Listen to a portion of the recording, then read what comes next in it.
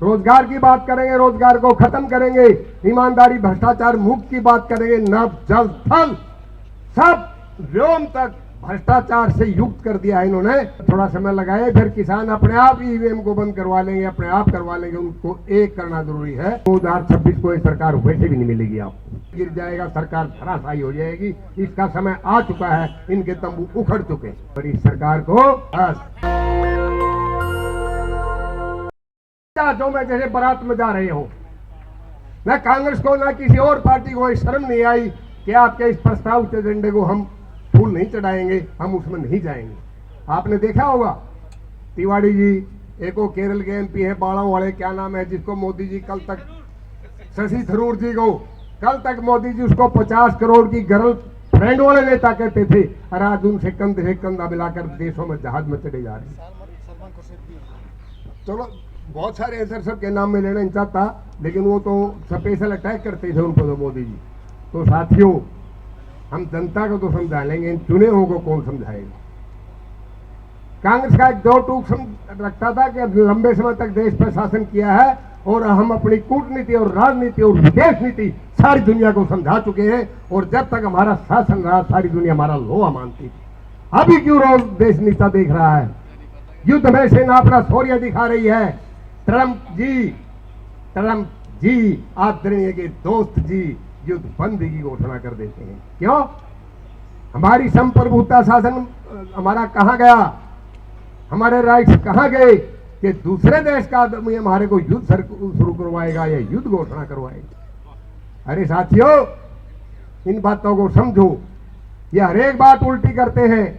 रोजगार की बात करेंगे, रोजगार को खत्म करेंगे, ईमानदारी भ्रष्टाचार मुक्त की बात करेंगे, नभ जल थल सब व्योम तक भ्रष्टाचार से युक्त कर दिया है इन्होंने। इतना भ्रष्टाचार, इतने नए नए तरीके हैं कि समय कम है, आपको समझाने के लिए पूरी किताब समझानी पड़ेगी। इतने नए नए तरीके इन्होंने खोज निकाले हैं। चाहे वो चंदा था वो इलेक्टोरल बॉन्ड का, चाहे पीएम केयर फंड है जिसका ऑडिट ही नहीं हो सकता। इसका अर्थ क्या है? जो आदमी ऑडिट नहीं कराना चाहता, जो आदमी अपना झाड़ा यहां नहीं देना चाहता, वो कोई इनको हथियार लेकर आ रहा है। तो साथियों, समझने में तो कमी नहीं रही है। अब भी मेरे देशवासी इस बात को नहीं समझेंगे। ईवीएम को तो हम खत्म करने के लिए लग ही रहे हैं, और लग इसलिए रहे हैं क्योंकि इसके माध्यम से चोरी की जाती है। जिन देशों ने शुरू की थी उन्होंने तो खत्म कर दी, ये क्यों कर रहे हैं? हमारे यूनियन के सदस्य कई बार ग्वालियर किले में या कई मंचों पर दर्शन होते हैं युद्धवीर जी के।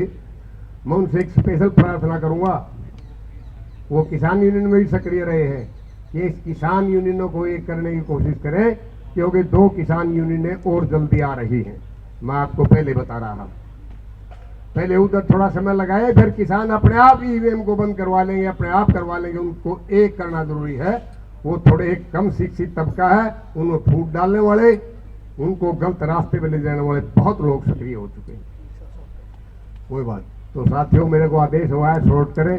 मैं तो एक ही बात कहूंगा कि महमूद पराचा जी ने जो बीड़ा ठाया है, इसमें इनके हाथ मजबूत करें। और ये आज थोड़े लोग नहीं है, मैं एक छोटा उदाहरण देता हूं। आपने सभी ने बुद्धिजीवी हैं, शिक्षित है, एक नाम सुना होगा अब्राहम लिंकन। ये बात मत छोड़ना, ये थोड़े आदमी हैं, यही इरादा करके पक्का चले जाओ, इस सरकार के तंबू हम 1 साल के अंदर उखेड़ देंगे, मैं ये वादा करता हूं आप। और आज की तारीख लिख लो, 2026 को ये सरकार वैसे भी नहीं मिलेगी आपको। ये अंदर से डीमक घोड़ सब कुछ खा चुका है इसको। ये ऐसे पायदान पे खड़ी हो, नीचे से गिर जाएगा, सरकार धराशायी हो जाएगी। इसका समय आ चुका है, इनके तंबू उखड़ चुके। तो साथियों, मैं एक ही बात कहूंगा कि महमूद पराचा जी के समय की बार बार मुझे प्रार्थना हो रही है, पराचा जी के हाथ मजबूत करें। जो मैं मिसाल देना चाहता था, एक अब्राहम लिंकन का नाम सुना होगा आपने।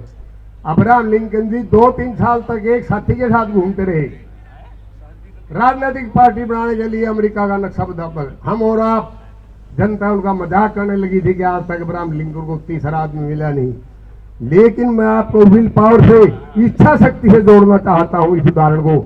आपकी इच्छा शक्ति होनी चाहिए, आपके इरादे मजबूत होने चाहिए।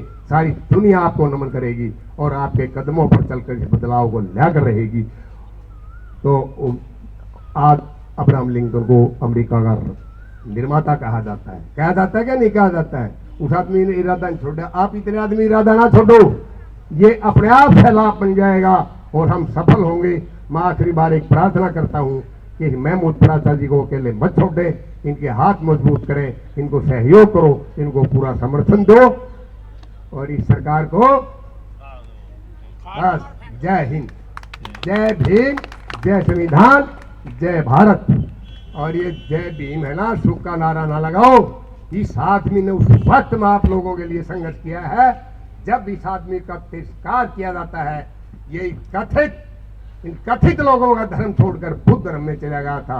आप लोग इन बातों को जब तक याद नहीं करोगे आपका मन स्थायी नहीं बदलेगा और लोगों को भी समझाओगे।